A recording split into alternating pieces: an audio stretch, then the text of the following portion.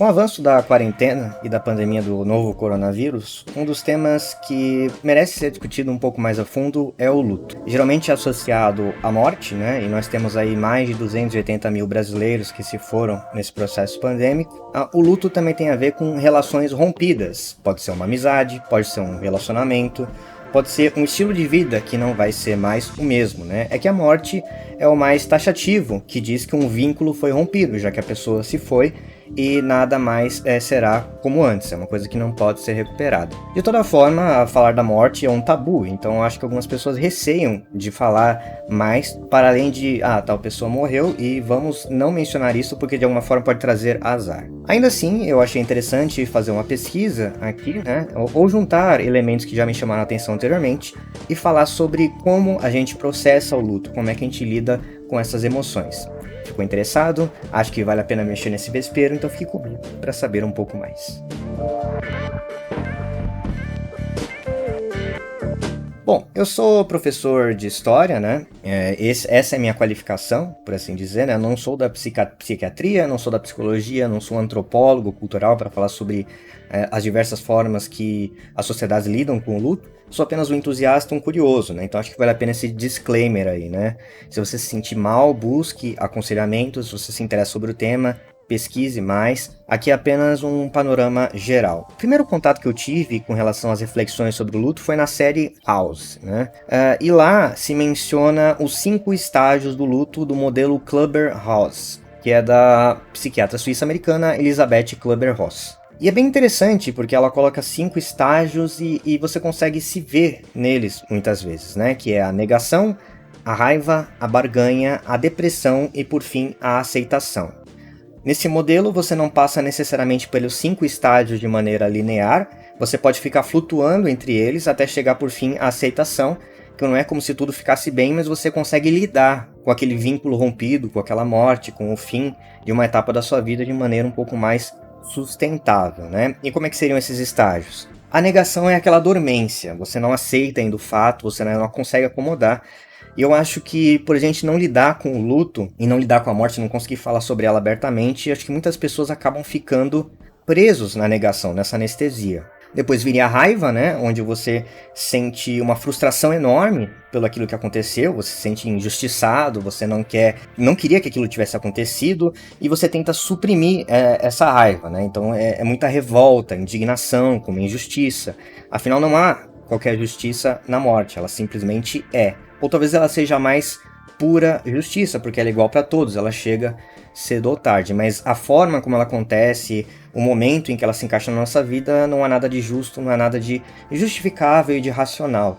A morte é a morte pura e simplesmente. Depois viria, ou ainda viria, né, não necessariamente na sequência, a barganha, quando você começa a imaginar cenários onde esse vínculo não teria sido rompido. Se ao menos eu tivesse feito isso, se ao menos eu fizesse aquilo. Ou ainda, em parte com a negação de você querer dizer, mas talvez eu possa fazer isso e tudo vai ser diferente, né?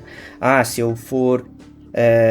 eu tivesse ajudado mais, se eu tivesse levado em outro médico, se eu não pensar nisso, talvez isso passe, né? Você começa a barganhar e tentando se sentir mais sujeito da ação, mas ainda tentando resolver uma coisa que por natureza é insolúvel. Quando você começa a aceitar que aquilo não vai ser a mesma coisa, talvez venha a depressão, né? Que é de volta aquela anestesia, mas com a mudança de que você aceita que você perdeu algo, né? E aí se abate uma imensa dor, uma imensa culpa, uma tristeza, e aí é difícil se reerguer. E aí por fim viria, né, nesse arco de ações mais tradicional, como eu disse, não é sempre a sequência, mas é o esperado, a aceitação. Você se coloca numa nova realidade, né? Você se acostuma com a dor e de alguma forma você leva isso adiante. Esse é o modelo mais tradicional, acho que todo mundo conhece, ou pelo menos já ouviu falar desses 5 estágios, ou conhece de maneira mais internalizada. Agora, um outro modelo que me chamou a atenção, eu tive contato numa página do Facebook que compartilha imagens e o propósito do grupo é grupo onde nós somos vagos uns com os outros sem nenhum motivo, ou seja, você coloca uma imagem sem contexto e as pessoas ficam tentando imaginar o que é ou simplesmente entram na onda, né, e colocam frases pela metade e tudo mais. Nessa imagem tinha uma bola dentro de um quadrado e um botão da dor, né? É a bola e o quadrado, né? A bola e a caixa.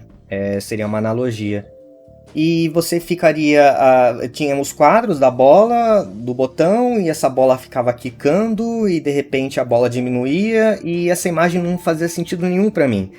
E eu achei engraçado a princípio, mas tinha algumas reações lá embaixo, no post, como triste.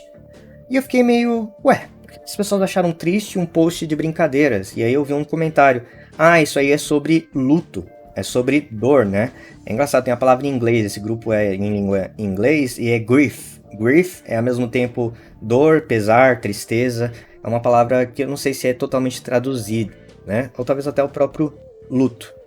E aí, pesquisando um pouco sobre de onde viria isso, vem de uma mulher chamada Lauren Herschel. E ela não é psiquiatra, não é médica, ela ouviu isso do médico dela e compartilhou no Twitter. E isso viralizou. Eu achei isso muito interessante, né? Como uma metáfora, uma analogia sobre o luto, e vocês vão ver como ela é bem interessante.